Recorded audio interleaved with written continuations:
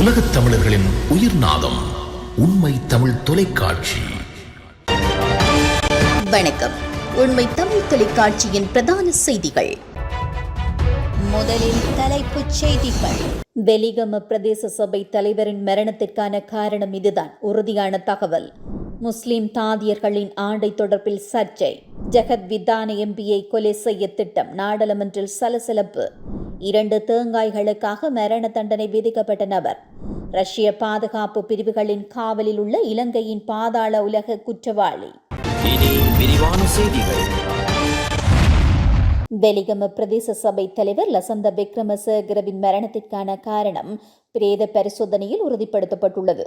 துப்பாக்கியால் சுடப்பட்டதால் தலை மற்றும் மார்பின் உள் உறுப்புகளில் ஏற்பட்ட பலத்த காயங்கள்தான் மரணத்திற்கான காரணம் என்பதை மாத்தறை பொது மருத்துவமனையின் சிறப்பு தடவியல் மருத்துவ அதிகாரி நடத்திய பிரேத பரிசோதனையில் உறுதிப்படுத்தப்பட்டுள்ளது. வெலிகம பிரதேச சபை தலைவர் லசந்த விக்ரமசேகர மீது துப்பாக்கிச் சூடு நடத்தப்பட்ட நிலையில் வைத்தியசாலையில் அனுமதிக்கப்பட்ட நிலையில் சிகிச்சை பலனின்றி 22ஆம் தேதி உயிரிழந்தார். இந்த சம்பவம் பல அதிர்வலைகளை எழுப்பிய நிலையில் மாத்தறை பொது மருத்துவமனையின் சிறப்பு தடவியல் மருத்துவ அதிகாரியின் தலைமையில் பிரேத பரிசோதனை இடம்பெற்றது. பிரேத பரிசோதனையில் லசந்த விக்ரமசேகரவின் உடலில் இருந்து மொத்தம் 6 தோட்டாக்கள் மீட்டு எடுக்கப்பட்டன. தலையிலிருந்து 3 மற்றும் மார்பிலிருந்து 3 என அகற்றி வெலிகம தலைமையக காவல் ஆய்வாளர் மற்றும் பிற காவல் அதிகாரிகளிடம் ஒப்படைத்துள்ளார். உடல் எக்ஸ்ரே பரிசோதனைக்கு அனுப்பப்பட்டு அறிக்கைகள் பெறப்பட்ட பிறகு தோட்ட உரைகள் எளிதாக கண்டுபிடிக்கப்பட்டதாக தடவியல் மருத்துவ அதிகாரி குறிப்பிட்டார்.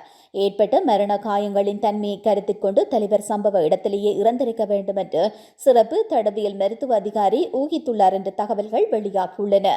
அரசு வைத்தியசாலைகளில் பணிபுரியும் முஸ்லிம் தாதியர்களுக்கு இஸ்லாம் கலாசார உடை தொடர்பான பிரச்சினைகள் ஏற்பட்டுள்ளதாக அமைச்சர் விஜித ஹேரத் மற்றும் முஸ்லிம் சிவில் சமூக தலைவர்களிடையே கலந்துரையாடல் ஒன்று நடைபெற்றுள்ளது. குறித்த சந்திப்பில் கோவிட்-19 காலத்தில் மரணமடைந்தவர்களை அடக்கம் செய்வதில் ஏற்படும் தாமதம் தொடர்பில் விவாதிக்கப்பட்டது. மேலும் இந்த நாட்டில் முஸ்லிம் சமூகம் எதிர்கொள்ளும் பிரச்சினைகள் குறித்து வெளியுறவு, வெளிநாட்டு வேலைவாய்ப்பு மற்றும் சுற்றுலா அமைச்சர் விஜித ஹேரத்திடம் எடுத்துரைக்கப்பட்டுள்ளது.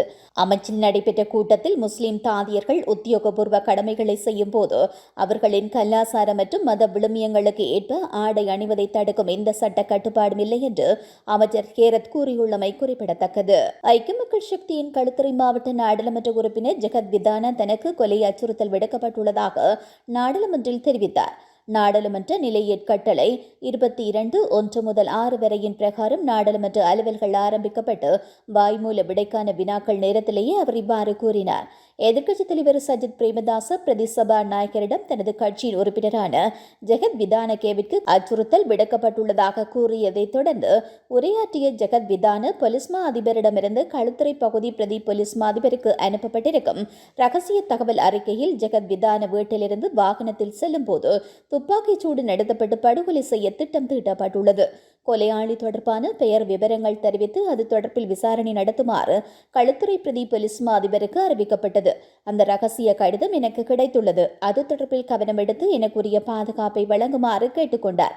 அந்த கடிதத்தை நாடாளுமன்றத்தில் சபையிடம் கையளித்துள்ளார். 2 தேங்காய்களை திருடியதாக கூறப்படும் நபரொருவரை இரும்பு கம்பியால் தாக்குதல் நடத்தி கொலை செய்த நபரொருவருக்கு கோமாகம நீதிமன்றத்தினால் மரண தண்டனை விதிக்கப்பட்டுள்ளது. இந்த கொலை குற்றச்சாட்டில் குற்றவாளி என நிரூபிக்கப்பட்ட ரஞ்சித் தர்மசேன என்பவருக்கு கோமாகம உயர்நீதிமன்ற நீதிபதி நவரட்ன மாரசிங்க மரண தண்டனை விதித்தார். கோமாகம நீதிமன்ற பிரிவிற்குட்பட்ட நியதகல பகுதியில் உள்ள வயலில் இரும்பு கம்பியால் ஒருவர் மீது தாக்குதல் நடத்தி கொலை செய்ததாக குற்றப்பத்திரிகை தாக்கல் செய்யப்பட்டது. சம்பவத்துடன் தொடர்புடைய சாட்சியங்கள் தெளிவாக குற்றவாளியை அடையாளம் காட்டுகின்றன. சாட்சிகளின் வாக்குமூலங்கள் விசாரணைகளின் போது எந்தவித முரண்பாடுமின்றி காணப்பட்டது. 2வது மற்றும் 3வது சாட்சிகள் இருவரும் குற்றவாளியை குற்றம் நிகழ்ந்த இடத்தில் கண்டதாகவும் பாதிக்கப்பட்டவரின் தலையில் இரும்பு கம்பியால் அடித்ததாகவும் கூறியுள்ளனர்.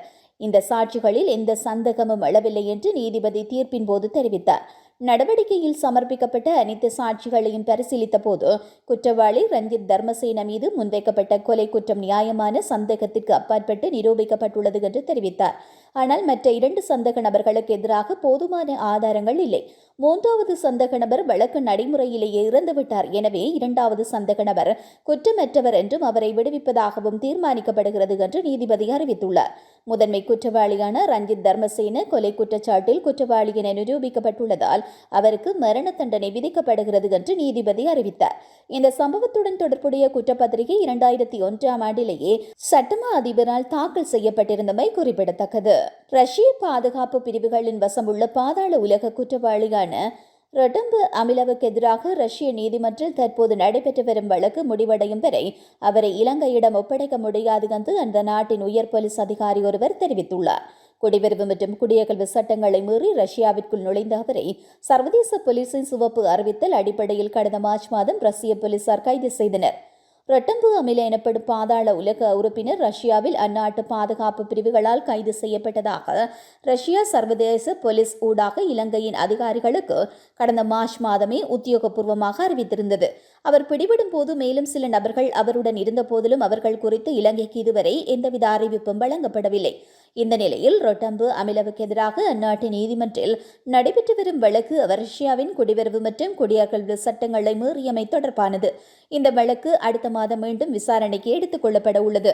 இதேவேளை ரொட்டம்பு அமிலவை நாட்டிற்கு அழைத்து வருவதற்கான நடவடிக்கைகள் ஏற்கனவே ஆரம்பிக்கப்பட்டு அனைத்து தகவல்களும் ரஷ்யாவிற்கு அனுப்பப்பட்டுள்ளதாக குற்றப்புலனாய்வு திணைக்களம் தெரிவித்துள்ளது. மீண்டும் தலைப்புச் செய்திகள். வெலிகம பிரதேச சபை தலைவரின் மரணத்திற்கான காரணம் இதுதான் உறுதியான தகவல்.